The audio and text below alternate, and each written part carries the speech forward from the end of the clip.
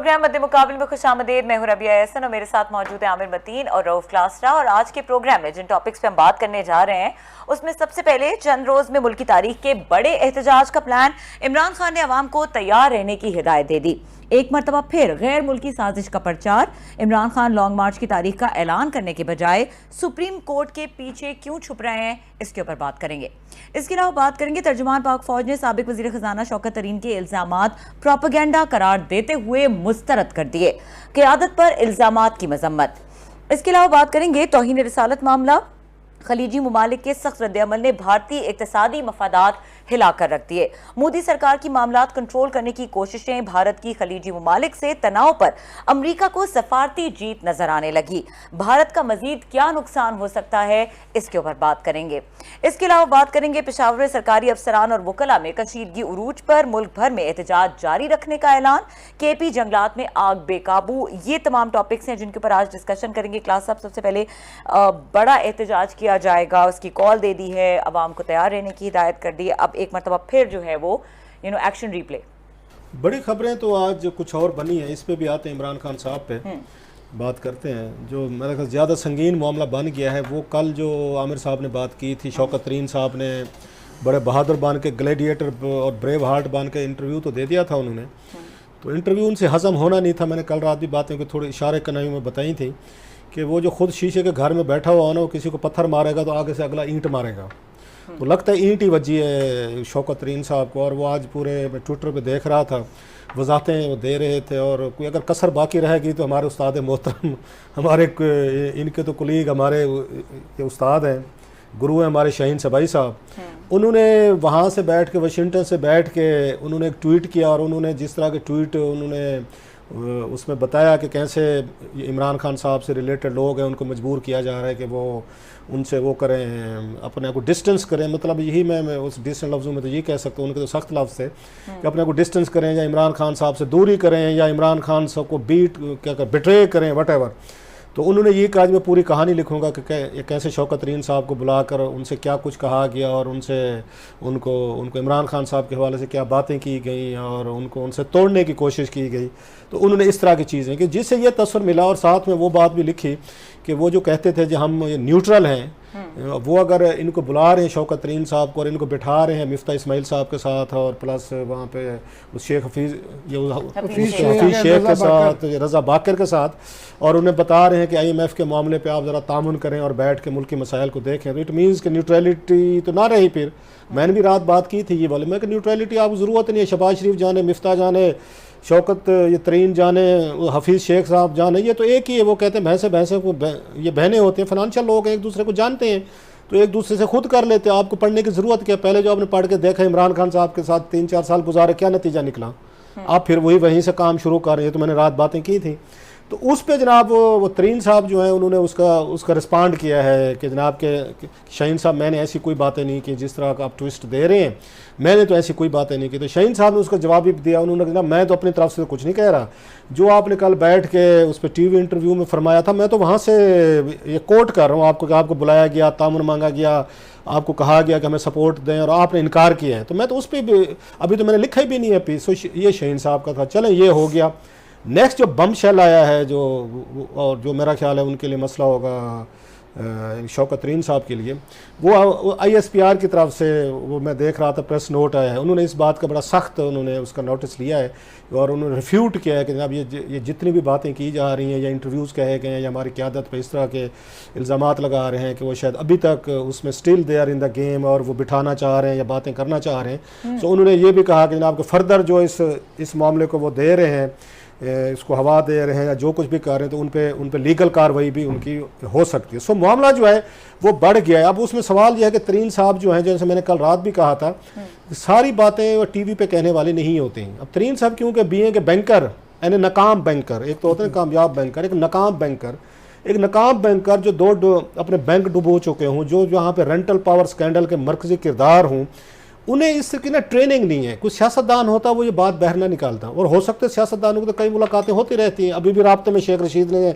फिर कहा है जनाब, आज उन्होंने आमिर साहब से लफ्ज़ एक मैं थोड़ा मुस्तार लेता हूँ, उधार है दुरफितनी, इनको कभी कभी कहते होते शुरली, आज उन्होंने दुरफितनी, आज उन्होंने एक और छोड़ी जी, दुरफितनी दुरफितनी जी दुरफितनी, उन्होंने आज फिर छोड़ी है। उन्होंने कहा जनाब कि हमारे राब्ते हैं और हमारी बातचीत कहाँ पे अड़ी हुई है, बस इलेक्शन कमिश्नर की उस तैनाती पे हो रही है, केयर टेकर प्राइम मिनिस्टर के नामों पे बस हमारी बहस हो रही है, फलां पे शेख सब छोड़ते रहते हैं और लंबी छोड़ते हैं। अल्लाह के फजल से इस मामले में वो बिल्कुल पतंग को अच्छी खासी ढील देते हैं, तार देते हैं। सो वो भी साथ में अपना धुआं या मट्टी शट्टी उसमें उड़ाए रखते हैं।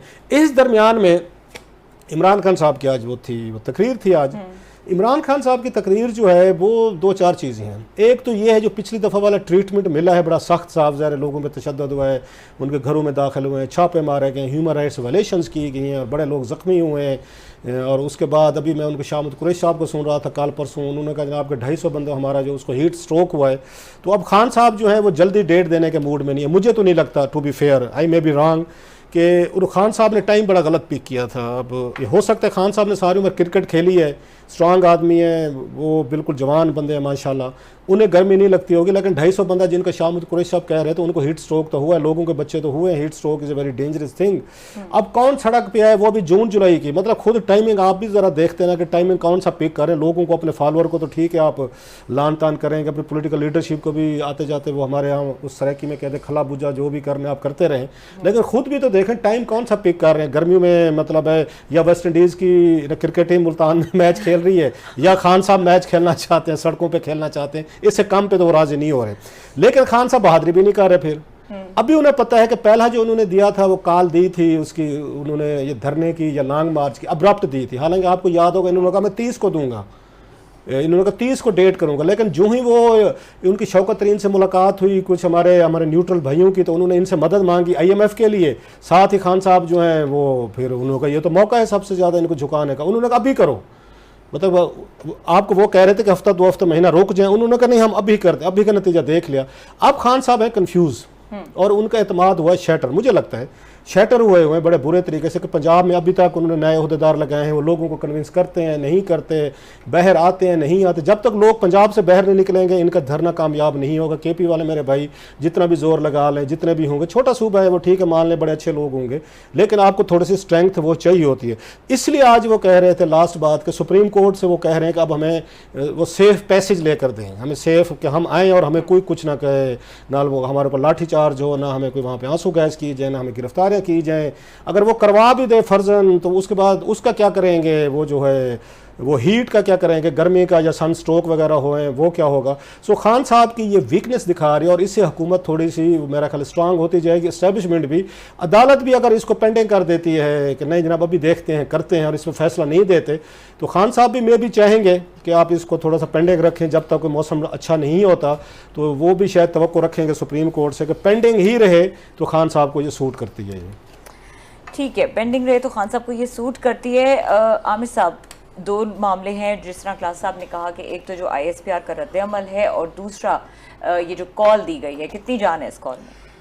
पहले तो ये ISPR वाला है कि ये लार्जर पिक्चर इसकी ये है कि पहले हाइब्रिड 1 जो इसे कहना, अब ये टर्में पाकिस्तान की सियासत का हिस्सा बन गई हैं कि इमरान खान की आज जो हाइब्रिड रजीम चल रही थी जिसके अंदर पहली दफ़ा बिहाइंड द सीन तो हमेशा से हाइब्रिड ही रहता था, मगर ओपनली सेम पेज बताया गया जी, एक पेज पे पहली दफ़ा इस्टेब्लिशमेंट और गवर्नमेंट आ गई हैं और वो बबांगे दोहल दोनों पार्टियां खुल के ना सिर्फ इसकी प्रैक्टिस करती थी एक पेज पे होना, बल्कि इसको फ्लॉन्ट भी करती थी, इसका दिखावा भी करती थी कि हम एक पेज पे, और हमें बताया ये जाता था कि ये मुल्क के लिए बड़ा अच्छा है और मुल्क की तरक्की और कौमी सलामती के लिए बहुत अच्छा है कि सिविल और मिलिट्री एक पेज पे आ गए हैं, एक सोच आ गई है।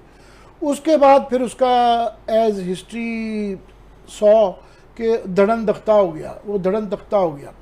अब हाइब्रिड 2 है, ये सीज़न 2 हाइब्रिड फिल्म का सीज़न 2 जा रहा है, मगर मुझे लगता है ये बड़ा उससे पहले से बहुत ज़्यादा अनईज़ी निज़ाम है। अनईज़ी ये है कि मिलने वाले भी वो कंफ्यूज्ड हैं, जो सिविल साइड पे हैं वहाँ पे मरियम बीबी, परवेज़ रशीद साहब देखें ना, वो टॉन्ट कर देते हैं ट्विटर के ज़रिए कि जनाब ये ISI को आप क्यों बीच में ला रहे हैं क्लियरेंस के लिए, ब्यूरोक्रेसी भी तंग है, मरियम बीबी भी तंग है। और नवाज शरीफ साहब को भी ये बात नहीं पसंद आई कि शहबाज शरीफ साहब हमेशा, आपको याद है, FWO में, वाडा में फ़ौज को हमेशा खींच के लाते थे। तो वो पता नहीं अपनी बड़े भाईजान को ये दिखा रहे हैं या जेन्युइनली ये दिखा रहे हैं कि जनाब मैं ज़्यादा करीब हूँ, मगर ये अनईजी रिलेशनशिप है। इस तरफ से नहीं, ISPR को भी ऑल द वे जाके एक शौकत तरीन साहब का बयान के ऊपर जाके क्लैरिफाई करना पड़ा कि जनाब ये आपने ये जो बयान दिया तो ये शाहीन सबाई साहब का नाम लेके करना पड़ा। हालांकि शौकत तरीन से ये बिल्कुल सही कह रहे हैं कि वो बैंकर है ना, उन्होंने रात को तो वो बड़े शेर बने हुए और उन्होंने कहा, बयान तो उन्होंने नहीं दिया और वो उसकी वीडियो मौजूद है, TV प्रोग्राम में कहा कि जी मुझे कहा गया कि आप तावन करें, एज PTI तावन करें, कि इमरान खान तावन करे कि IMF का हमें गुजारने दें, और मैंने इनकार कर दिया, यानी PTI के बयान पे इनकार कर दिया कि हम तावन नहीं करेंगे। बहरहाल वो शेख रशीद साहब, ये नहीं है कि सिर्फ इनके बरक्स कंट्रास्ट ये है कि शेख रशीद साहब ने आज फरमाया है कि परवेज़ खटक साहब राब्ते में हैं। मैं नहीं हूँ राब्ते में, परवेज़ खटक साहब उन्होंने नाम लेके आज ये अपने इंटरव्यू के अंदर कहा है। अब देखें कमाल ये है कि परवेज़ खटक साहब समझदार हैं, सियासतदान हैं, उनकी तरफ से कोई बयान नहीं आया कि क्या राब्ते हुए। ज़ाहिर है वो पहले डिफेंस मिनिस्टर रहे हैं, उन्होंने कहीं सी जगह ये बयान भी नहीं दिया, इंटरव्यू भी नहीं दिया कि क्या क्या बातें चलती रहती हैं, और बिल्कुल ये हमेशा ये राब्ते रहते हैं, इनडायरेक्टली होते रहते हैं। मगर इस तरीके से जब क्लैरिफाई करते हैं तो इसका मतलब है कि अनईजी रिलेशनशिप है। अनईजी इसलिए है कि मुल्क के हालात एक तो बहुत कशीदा है, इक़्तिसादी तौर पे ख़ास तौर पे सड़कों पे लोग महंगाई से तंग हैं, लोड शेडिंग से तंग है। उसके बाद फिर एक ट्विटर पे एक वॉरफेयर चल रही है, रोज़ ट्रेंड्स चलाए जाते हैं। पाकिस्तान की तारीख में कभी ऐसा नहीं हुआ कि इस्टेब्लिशमेंट के ख़िलाफ़ इस तरीके से दीदा दलेरी के साथ और इस तरह के अल्फाज के साथ लव कुशाई, क्या बिल्कुल ही एक किस्म का लोगों ने मतलब पर्दा ही चाक कर दिया। वो जो इज़्ज़त सादात कहते हैं ना, वो नहीं रह चुकी है। तो वो एक ये कभी नहीं हुआ था, तो उसकी वजह से एस्टेब्लिशमेंट ऑब्वियसली अंडर प्रेशर है और बहुत ज़्यादा उनको भी नहीं समझ आता कि कैसे इस चीज़ को कंट्रोल कैसे करना है। अब ये है कि genie is out of the bottle, ये बॉटल से बाहर आ गया है, कि जो मर्जी आप वजूहात कह लेंगे ये कैसे हुआ, इसके पूरी एक बैकग्राउंड है, मगर वो बाहर आ गया है और वो कंट्रोल नहीं हो रहा। उसके रिपरकशंस हैं, रिपरकशन मेरा ख्याल गवर्नमेंट के लिए ज़्यादा है, और उसी वजह से इमरान खान साहब को पहले बहुत ज़्यादा जल्दी थी। और मैं भी समझता हूँ कि जितनी देर होगी, पहले ये था कि वो कर लें, मगर इन्होंने जल्दबाजी में ये जो एकदम से धरना किया और वो उस तरह के रिज़ल्ट नहीं आए, या कम से कम परसेप्शंस की बात होती है ना। परसेप्शन ये रही कि जनाब पंजाब से लोग नहीं निकले, आप उसका क्रेडिट चाहे राना सनाउल्लाह को दे लें, या इनका डिसक्रेडिट है कि इनसे इंतज़ाम नहीं हुआ। बहरहाल वो रिज़ल्ट नहीं निकला। अब वो लंबी डेटें दे रहे हैं। वो पहले उन्होंने 22-23 उनके यहाँ डिस्कस हुआ, मैंने ये तारीख दी थी क्योंकि डिस्कस हुआ था। अब वो चले गए अगले महीने पे, वो जून की भी बात नहीं कह रहे, वो जुलाई टाइप पे कह रहे हैं कि मैं डेट दूंगा तो जुलाई के दूंगा। 2-3 वजूहत तो समझ आती हैं उसकी मंतक। एक तो ये कि हम हमेशा कहते हैं, हमारे उस्ताद भी हमें कहते थे, चौधरी यूनिवर्सिटी साहब भी फरजाबल मरूम कहते होते थे कि कभी भी गर्मियों की धूप में हार्वेस्टिंग सीजन के अंदर तमाम का किसान जो है ना कटाई में लगे होते हैं। उसके बाद ये जो गर्मियों में वो उसको अपनी रोटी रोज़ी की इतनी फ़िक्र पड़ी होती है कि वो सड़कों, दूसरा इतनी गर्मी खौफनाक है कि वाकई ये सही कह रहे हैं कि या मुल्तान के अंदर क्रिकेट का मैच, वो बेचारे वेस्ट इंडियंस हैं, उनको टैनिंग का कोई फिक्र नहीं है, तो वो जारी है। बाकी ये इमरान खान मुसीबत में डालेगी।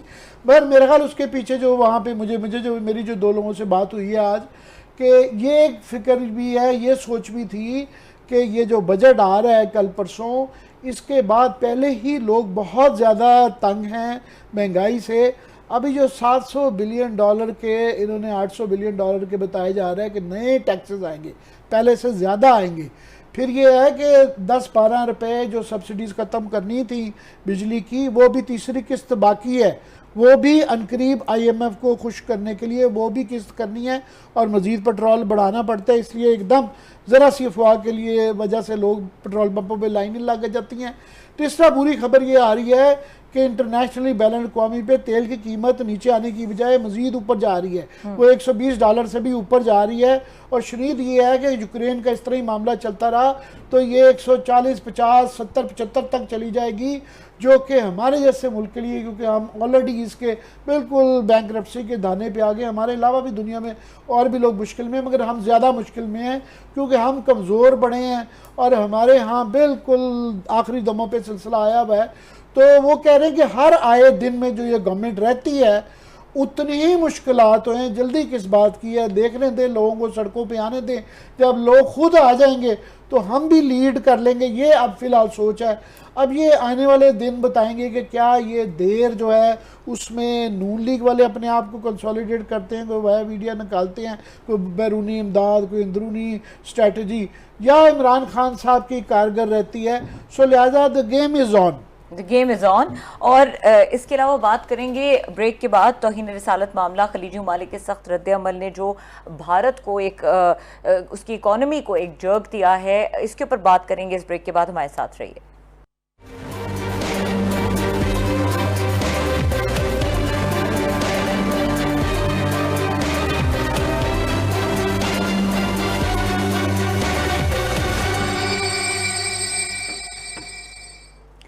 Welcome back. और जिस तरह ब्रेक से पहले क्लास मैंने मेंशन किया कि हम बात करने जा रहे हैं भारत की जो इकॉनमी इस वक्त, जो कि खलीजी ममालिक का एक रिएक्शन आया, which is a befitting reaction, but अब इसकी क्या इम्पैक्ट्स होंगे?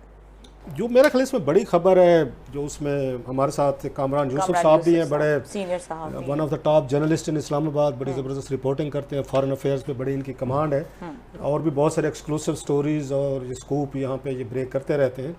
तो इनसे हम ज़रा आज थोड़ा सा आज जायज़ा लेने की कोशिश करेंगे। बड़ी बिग डेवलपमेंट हो रही है, और स्पेशली क्योंकि हमने माजी में देखा है कि बहुत सारी वहाँ पे इंडिया में मुसलमानों के साथ इश्यूज़ रहे हैं, बहुत सारे वहाँ से शिकायतें भी होती रही हैं और लोग एजिटेट भी करते हैं, इंडिया के अंदर भी करते हैं, लेकिन कभी मुस्लिम ममालिक का इस तरह का रिएक्शन नहीं आया वहाँ से, खलीजी ममालिक का। अब की दफ़ा बड़ा शदीद और बड़ा इंतहाई स्ट्रॉन्ग रिएक्शन आया है। तो आज बड़ी इन्होंने, कामरान ने बड़ा खूबसूरत इस पर पीस भी लिखा है। तो मैं चाह रहा हूँ ज़रा इन्हीं से पूछें कि क्या वजूहत हैं और क्यों इतना वहाँ से सवियर रिएक्शन आया और इसका क्या इम्पैक्ट हो सकता है। स्पेशली ये वो ममालिक हैं जिनके इंडिया के साथ बड़े गहरे इस वक्त उनके रवाबित भी हैं, उनके इकनॉमिक इंटरेस्ट भी हैं, इन्वेस्टमेंट भी है, बहुत सारे वहाँ पे ये हिंदुस्तानी जो है वहाँ पे काम भी करते हैं गल्फ स्टेट्स में। तो ज़रा तफसील लेते हैं कि इसका क्या इम्पैक्ट होगा इसका। कामरान साहब अस्सलाम वालेकुम। जी अस्सलाम वालेकुम। बहुत शुक्रिया आपने ज्वाइन किया। ये ज़रा थोड़ा सा बताएंगे कि अगरचे पाकिस्तान में इतना ज़्यादा इसको सीरियस नहीं लिया गया, शहबाज शरीफ साहब ने ट्वीट किया, लेकिन ये बाज़ लोग कहते हैं कि उन्होंने उस वक्त ट्वीट किया जब वहाँ से गल्फ ये कंट्रीज थे, उन्होंने रोला डाला और उन्होंने कोई वहाँ पे फॉरेन ऑफिस जो थे उनके, उन्होंने एजिटेशन की, उन्होंने कंडमनेशन की इंडिया की। उसके बाद पाकिस्तान को थोड़ी सी हिम्मत हुई है फॉरेन ऑफिस को, तो 3-4 दिन बाद जा गए। ज़रा बताएंगे इसका स्टोरी का बैकग्राउंड क्या है और इस वक्त क्या सिचुएशन है।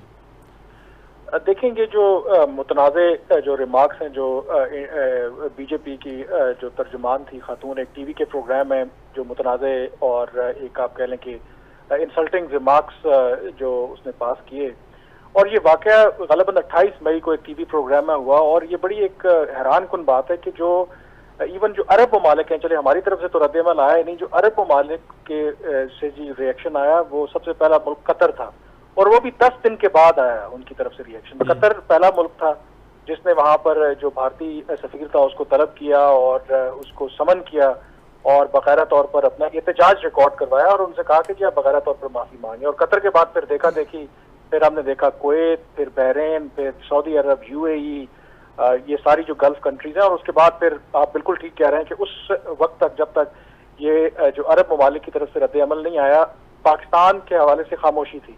फिर हमने देखा कि ट्विटर के ऊपर हमारे वज़ीर-ए-आज़म शहबाज शरीफ ने अपना रद्द-ए-अमल दिया। फिर उसके बाद अगले दिन एक जो है वो डिमार्च किया गया, जो भारत के यहाँ पे एक्टिंग एनवॉय हैं, चार्ज डी अफेयर हैं, उनको बुलाया गया। लेकिन इसके अंदर जो दिलचस्प और इम्पोर्टेंट स्टोरी है वो मेरे लिए भी यकीनी तौर पर हैरान कुन था, क्योंकि हमारा भी ये गिला रहा है, जो हमारे अरब ममालिक हैं, जो कोट एंड कोट हमारे दोस्त ममालिक हैं, उन्होंने इससे पहले कश्मीर में इंसानी हकूक़ की खिलाफ वर्जियाँ, खास करके 5 अगस्त 2019 का आपको पता है जो यूनिलैटरल एक्शन लिया मोदी सरकार ने, हम मिन्नतें तरले करते रह गए, खास करके सऊदी अरब की और UAE की, कि एक स्टेटमेंट ही आप जारी कर दें, एक OIC वज़रा ख़ारजा की इजलास ही बुलवा लें, लेकिन वो टस से मस नहीं हुए। लेकिन इस दफा एकदम से जो रिएक्शन पै दर पै जो आया है, तो ये बहुत मेरे ख्याल में सरप्राइजिंग है गिवन द फैक्ट कि इतनी जो क्लोज रिलेशनशिप थी। जो मुझे एटलीस्ट जो बात समझ आई है, जो लगता ये है कि मैंने जैसे कहा कि 28 मई को ये बयान सामने आया था बीजेपी की जो तर्जुमान थी, और 10 दिनों के बाद कतर की तरफ से और बाकी ममालिक की तरफ से रिएक्शन आया। कहीं ना कहीं मुझे लगता है कि इस वक्त जो अमेरिका और जो भारत के दरमियान एक आप कह लेना कि एक सख्त नेगोशिएशन चल रही है। अमेरिका किसी हद तक नाराज है भारत से कि जो रूस के मामले में, यूक्रेन के मामले में उनकी पॉलिसी है। आपको पता है कि वो खुश नहीं है, वो चाहते हैं कि वो मगरिब का और अमेरिका का साथ दें। तो मुझे कहीं ना कहीं ये लगता है कि शायद कहीं ना कहीं इसके पीछे अमेरिका भी मुझे लग रहा है कि दबाव डालना चाहते हैं भारत के ऊपर। और अगर आप ये देखें, कोइंसिडेंस देखें कि 4 रोज पहले ही एक तरफ वो वाकया होता है, सेक्रेटरी ब्लिंकन जो हैं, जो वज़ीर ख़ारजा हैं अमेरिका के, बाकायदा तौर पर उन्होंने प्रेस कॉन्फ्रेंस की और भारत के अंदर जो मजहबी जो आज़ादी है उसके हवाले से जो उनका ट्रैक रिकॉर्ड है, मुसलमानों के साथ जो नारवा सलूक रखा जा रहा है, उन्होंने बाकायदा तौर पर उसमें नाम लिया। और बड़ी मजे की बात है, रिपोर्ट में तो पाकिस्तान का नाम है, लेकिन जो बयान जो जारी हुआ वो सेक्रेटरी ब्लिंकन ने बाकायदा तौर पर सिर्फ इंडिया का नाम लिया। तो ये भी आप गौर तलब बात है कि इंडिया को टारगेट किया जा रहा है। अमेरिका उसको बता रहा है कि अगर आप हमारा साथ नहीं देंगे तो then we have our cards to play. तो मुझे तो इसके अंदर जो है ना एक लार्जर कॉन्टेक्स्ट भी नजर आ रहा है कि भारत के ऊपर दबाव डालने के हवाले से। अच्छा कामरान, ये जो इतने बड़े इनके, क्योंकि सऊदीज़ की भी वहाँ पे इन्वेस्टमेंट है, जैसे आपको पता, सबको पता है, उसको यूएई की भी देख रहे हैं, दीगर ममालिक भी हैं, कतर वगैरह, बड़े इंटरेस्ट है, मैसिव इंटरेस्ट है वहाँ पे। इनके बहुत सारे मेरा ख्याल लाखों की तादाद में इंडियंस हैं, इनके ओवरसीज़ में काम करते हैं। वो अब इनसे ये मुतालबा कर रहे हैं इंडियन हुकूमत से कि आप इस पर अपोलॉजी करें, आप इस पर। तो अभी तक तो अगर मैं गलत नहीं कह रहा तो न्यू दिल्ली ने तो कोई इस तरह की कोई अपोलॉजी या इस तरह का अपोलोजेटिक उन्होंने कोई रवैया नहीं रखा। अगरचे जो उनके स्पोक्स पर्सन से उनको हटा दिया गया, सस्पेंड कर दिया गया। अगर वो अपोलॉजी नहीं मांगते तो आपका ख्याल है मामला सेटल हो जाएगा या कोई बात बढ़ेगी? और क्योंकि वहाँ पे उन्होंने देखा इंडियन जितनी मैन्युफैक्चर्ड उनकी चीज़ें बैकवर्ड के हवाले से वो भी मूवमेंट वहाँ पे चल रही है, ये मामला आपको कहीं सेटल होते लग रहा है या आगे बढ़ेगा? आपका ख्याल है दोनों मुल्कों के दरमियान, अगर दोनों कैंप्स जो हैं, ये बात बढ़ेगी? क्योंकि स्पेशली जब आप ये कह रहे हैं कि पीछे अमेरिकन भी खड़े हुए हैं, वो भी चाहते हैं। देखिए, इसके अंदर स्टेक्स तो देखें बहुत ज्यादा हैं। एक तो जो गल्फ कंट्रीज के साथ जो भारत के ताल्लुकात हैं, दोनों तरफ हैं। देखें, अब ज़ाहिर है कि जो हमारे अरब ममालिक हैं, इनके भी मफादात हैं। जो मेजर जो ऑयल और गैस जितनी जो एक्सपोर्ट करते हैं भारत को, वो ये अरब ममालिक करते हैं। और फिर जो इन गल्फ कंट्रीज में तकरीबन 90 लाख भारतीय जो है इसमें वो काम कर रहे हैं, जो अरबों डॉलर रेमिटेंसेज वो वापस भेजते हैं। तो स्टेक्स मेरे ख्याल में बहुत ज्यादा हाई हैं। और ये बात आपकी बिल्कुल ठीक है कि जो कतर और बाकी जो ममालिक हैं वो मुतालबा कर रहे हैं कि भारतीय हुकूमत बाकायदा तौर पर इस पर माफी मांगे। और भारत की तरफ से हुकूमत में अगर आप देखें, उनकी तरफ से उस तरह का बयान सामने नहीं आया। ये बीजेपी की जो ज़ाहिर के रूलिंग पार्टी है, तो बीजेपी ने एज अ पार्टी के तौर पर उन्होंने कहा कि जी हमने ये एक्शन लिया है। 2 जो उनके सीनियर ऑफिशियल्स थे, एक को सस्पेंड किया है, एक को पार्टी से निकाल दिया है, और किसी एक के खिलाफ मुकदमा भी हुआ है। लेकिन बाकायदा तौर पर अभी तक अगर आप देखें तो भारत के वज़ीर-ए-आज़म नरेंद्र मोदी की तरफ से इसके ऊपर बराह रास्त कोई बयान सामने नहीं आया। और मुझे लगता नहीं है कि ना ही आएगा, क्योंकि उनके लिए जो डोमेस्टिक ऑडियंस है उसको भी उन्होंने वो करना है सारा। और ये बड़ी इवन भारत के अंदर भी ये बहुत ज्यादा बात हो रही है कि ये कोई पहला वाकया नहीं है कि जब बीजेपी या आरएसएस की आइडियोलॉजी को प्रमोट करने वाले बीजेपी इस तरह के उनके किसी लीडर ने मुसलमानों के हवाले से कोई इस तरह की हद तक अमेज बात की हो। लेकिन इससे पहले बीजेपी कभी हरकत में नहीं आया। वो अब इसलिए हरकत में आया है कि अब जब जो इस्लामी ममालिक हैं, जिस तरीके का उनका रद्द अमल आया, तो उनको मजबूरन वो भी दिल पर पत्थर रख के बड़ी ये स्टेप लेना पड़ा है। लेकिन अभी भी मुझे लगता है कि बाद में जो ओआईसी का रिएक्शन आया, ओआईसी के रिएक्शन के ऊपर जो भारत की जो वजारत खारजा है उनका जो रद्द अमल था वो बड़ा सख्त था। तो मुझे नहीं लगता कि उनकी तरफ से अपॉलॉजी आएगी। अब देखने वाली ये बात है कि किस हद तक जो दोनों साइडें हैं जो अपने ताल्लुकात को उस नहज पे ले जाएंगी कि जिससे वाकई बहुत ज्यादा नुकसान हो।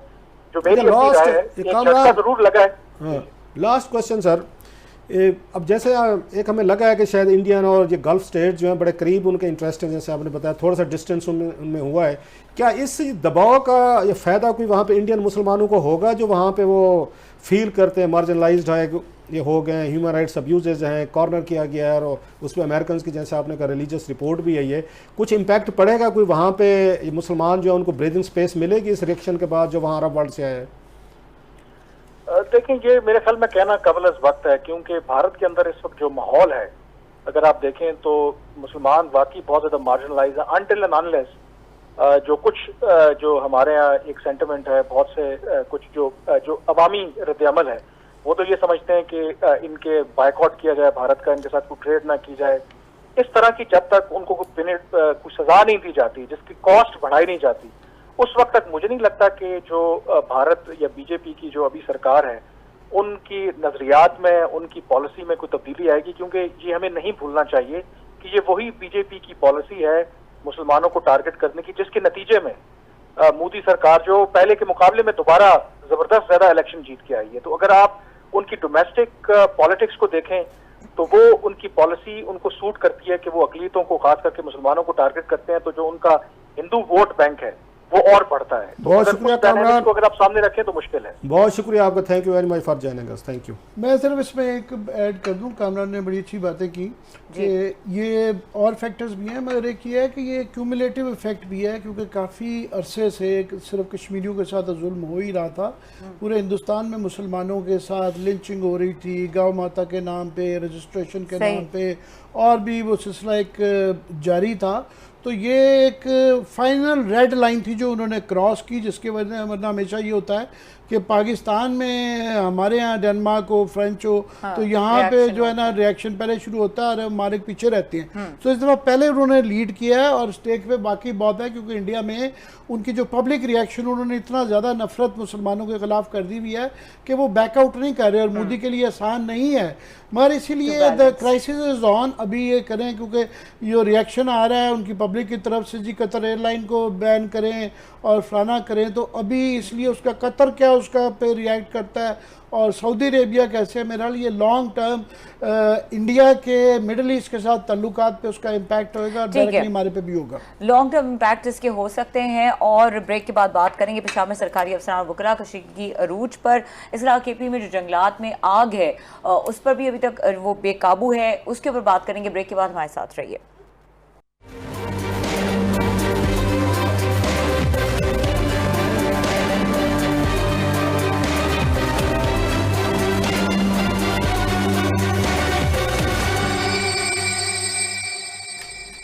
Welcome back. आमिर साहब, बहुत एक संगीन मसला पाकिस्तान के जंगलात और ग्रीन बेल्ट्स जो हैं वो इस वक्त आतिश ज़दगी का शिकार हैं, और केपी की अगर बात करें तो वहाँ पे सरकारी अफसरान जी, ये एक तो हमारे यहाँ सियासी बहरान चल रहा है और मारकुटाई हो रही है और हमारे मीडिया का सारा फोकस उसके ऊपर है, मगर इस वक्त एक और आग लगी हुई है, जो कि लिटरल आग लगी हुई है, वो हमारे कौमी असासे जंगलात में लगी हुई है, और उसका इतना बड़ा स्केल हो गया है कि ना सिर्फ के मारगला की पहाड़ियाँ, इस्लामाबाद की ये सारी ग्रीन बेल्ट है, श्रीनगर हाईवे पे इसमें आग लगी हुई है, और केपी के एक बेताशा बड़े इलाके में स्वात से लेके शांगला, दीर, एबटाबाद, मकनियाल, खानपुर, ये पूरे इलाकों में 4-5 रोज़ से, कई दिनों से ये जंग जारी है, और ये मीलों हज़ारों लाखों दरख्तों को, और ये वो दरख्त हैं, रेयर दरख्त हैं जो कि 200-300 साल में जाके उगते हैं। ये उस तरह का फॉरेस्ट है कि ये इनकी जो बिलियन ट्री सुनामी जो है वो 10-20 साल में वो 2-4 फुट बड़ी है,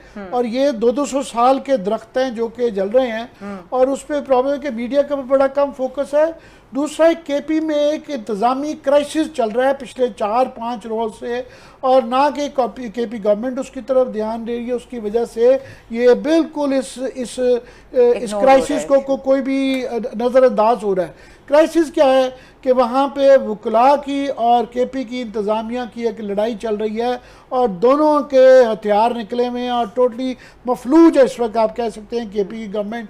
और वाकई इस तरह शुरू हुआ कि वहाँ के एक एडिशनल असिस्टेंट कमिश्नर साहब थे, उनका और एक वहाँ पे वकील साहब थे, जो कि उनकी पेट्रोल पंप के ऊपर वो लड़ाई हुई। एडमिनिस्ट्रेशन का ये कहना है कि उन्होंने बदतमीज़ी की और उस वजह से वकील साहब को उन्होंने उठा के अंदर कर दिया। उसके बाद में वकला ने वहाँ पे हड़ताल कर दी, ना सिर्फ हड़ताल कर दी, डीसी ऑफिस के ऊपर हमला भी कर दिया, जिसकी फुटेज भी मौजूद है, ये हमारे प्रोड्यूसर साहब दिखा रहे हैं। तो एक तो वकला का हमेशा से हमने देखा है गुंडागर्दी का रहता है, और ये पहली दफ़ा शिकायत नहीं है। इनकी तमाम यूनियनें जो हैं वो बिल्कुल इंसाफ के ऊपर मबनी अपना फैसला नहीं करती हैं, तो बिल्कुल अपने कल्ट के पीछे लग जाती हैं। वो पाकिस्तान बार कौंसिल हो चाहे सूबे की हो, वो बिल्कुल हमारा वकील जो मर्जी गुंडागर्दी करे वो उसके पीछे लग जाती हैं। इन रिएक्शन जो है सूबे की गवर्नमेंट भी जो है वो तमाम जो प्रोविंशियल सर्विस और फेडरल सर्विस है वो हड़ताल पे जा चुकी हुई है। उसका नुकसान ये है कि उनके हड़ताल में आप देखें ना कि इवन हड़ताल भी जब होती है, क्राइसिस भी होता है, तो अस्पतालों का ये ख़ास बहरान जो होते हैं और जंगलात की आग भी उतना ही बड़ा क्राइसिस है। ऐसे मौके पे आप हड़ताल नहीं की जा सकती। ये उस तरह ही है जिस तरह के जंग के अंदर जो है अस्पताल खुले रखते हैं। तो 4 दिन से ये आग लगी हुई है और इसका स्केल जारी है पूरे, आप देख ले, मैंने बताया उसका स्केल, ये हज़ारों लाखों दरख्त हैं और कई 100 किलोमीटर का एक इलाका है, और ये 4-5 दिन से जारी है। काफ़ी सारी आग तो ये है कि गर्मियों के अंदर ऑफ कोर्स गर्मी ज़्यादा पड़ती है तो कुछ नेचुरली भी होती है और उसकी हिफाजती तदाबीर है। मगर इतलात ये हैं कि वहाँ पे टिम्बर माफिया भी, उन्होंने भी एक तरीक़ाकार निकाला हुआ है कि वो जान के आग लगा देते हैं, और हमने ये तरीका मरी में और कोटली सतिया में भी देखा है कि वो बेस के ऊपर हज़ारों लाखों दरख्त है वो जले होते हैं, वो जान के आग लगा देते हैं गर्मियों का बहाना करके, उससे दरख्त बेस से जल जाते हैं और कुछ अर्से बाद गिरना शुरू हो जाते हैं, और उसके बाद वो लकड़ी फिर जो है बेच बूझ दी जाती है और उसके अंदर इंतज़ामिया अक्सर शामिल भी होती है। तो ये इतना बड़ा क्राइसिस है कि ये आपस में इंतज़ामिया और वकला की लड़ाई की वजह से और इस्लामाबाद में और पंजाब के अंदर ये जो सियासी बहरान चल रहा है उसकी वजह से इग्नोर हो रहा है। हमारी फेडरल गवर्नमेंट से, केपी की गवर्नमेंट से सबसे दरख्वास्त होगी कि लड़ाई बाद में कर लें, पहले इसको इमरजेंसी बेसिस के ऊपर ज़रा निपट लें। इमरजेंसी बेसिस के ऊपर इसका तदारुक बहुत ज़्यादा ज़रूरी है, और ये जिस तरह से आमिर साहब ने कहा कि ये हमारी अपील हो सकती है इस वक्त इंतज़ामिया से, केपी इंतज़ामिया से ख़ास तौर पे कि इस मसले पर तवज्जो दें। प्रोग्राम का वक्त ख़त्म हो गया, देखने के लिए शुक्रिया, इजाज़त दीजिए, अल्लाह हाफ़िज़।